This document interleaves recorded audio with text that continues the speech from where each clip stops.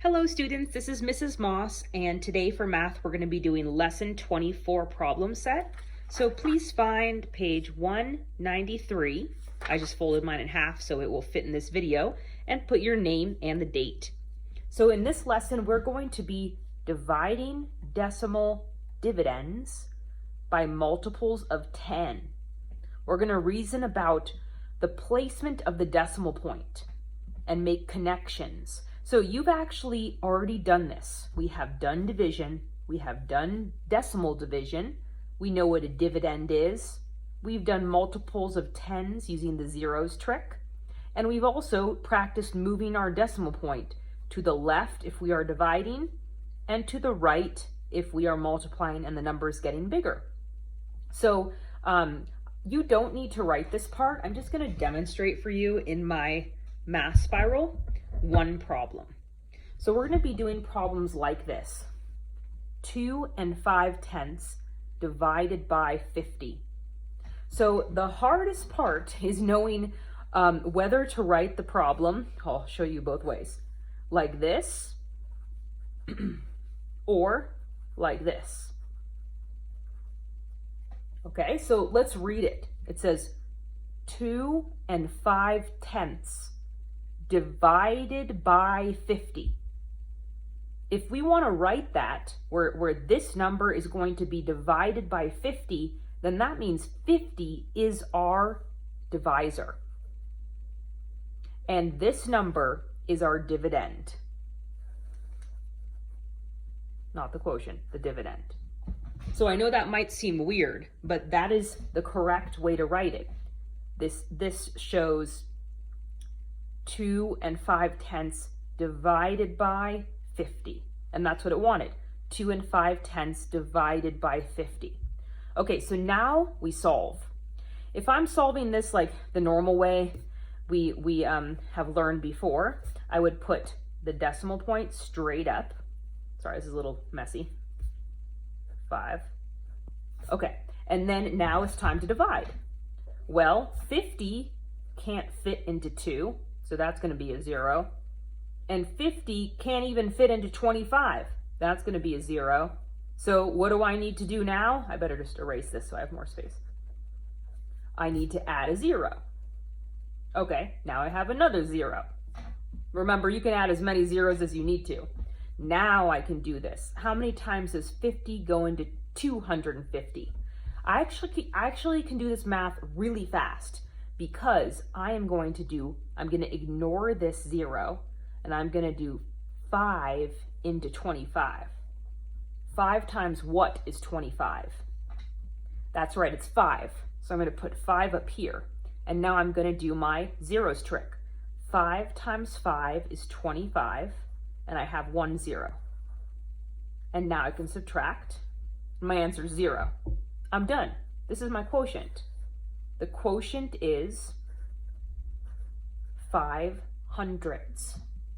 Okay, now I'll show you the way that they're going to have us solve it in the lesson. So notice, they're having us solve it horizontally, fast in our head.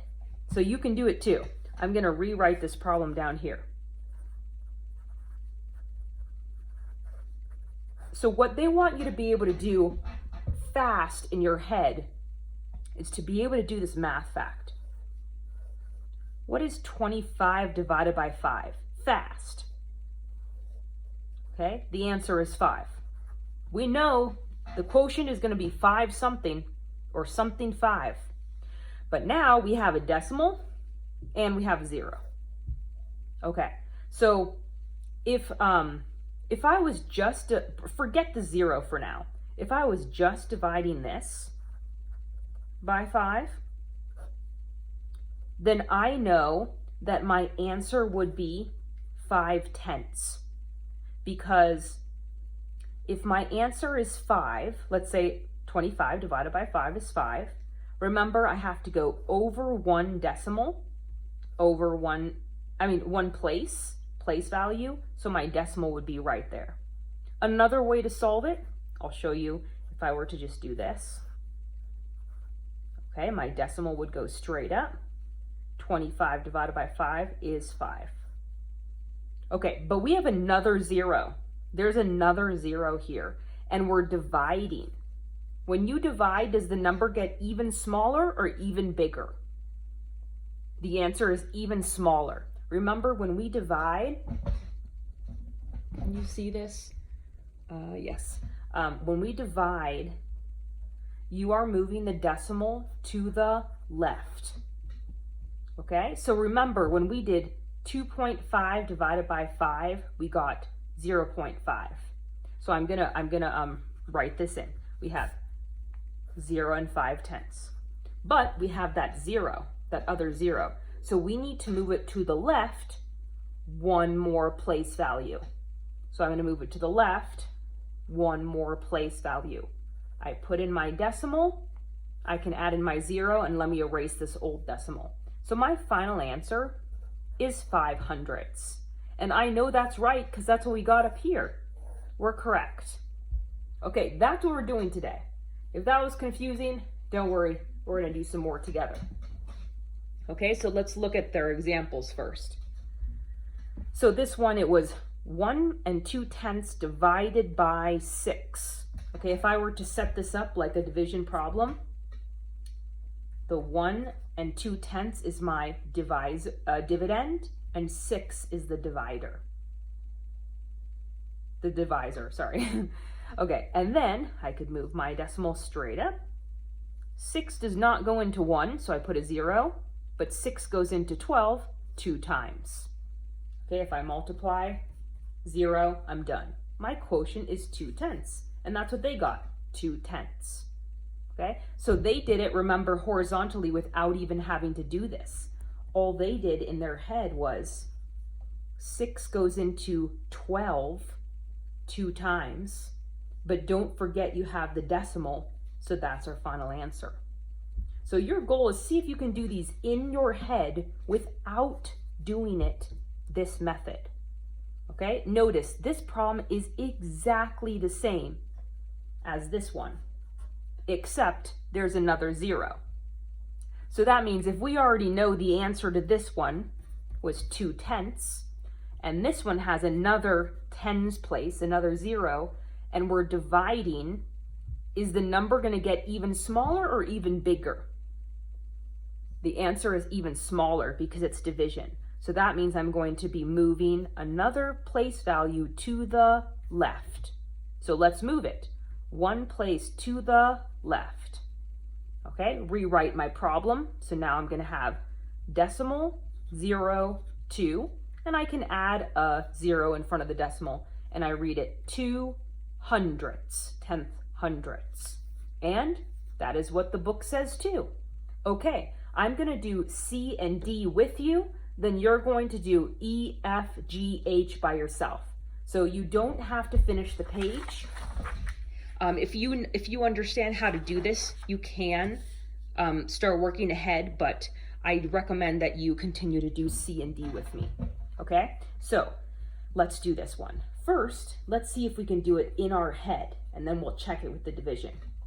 Do you know what fact we can easily do that's 24 divided by 4? Very good. So the answer is 6. We know the answer is 6 something. So don't forget, we have a decimal there. So this is actually not 6. This is 6/10. Just like up here. We said 12 divided by 6 is 2, but it's not 2. It's 2/10. So we just solved it super fast in our head. 6/10. If you're unsure if that is where the decimal goes, then we do our long division. So let's do it. Okay, remember 2.4 divided by 4. So that means the 4, well, I'm going to get this mixed up again.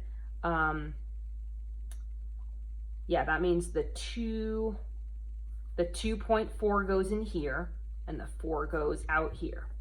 So 4 cannot go into 2, put a 0, decimal straight up. 4 goes into 24 6 times. 4 times 6 is 24, there's no remainder. So we were correct.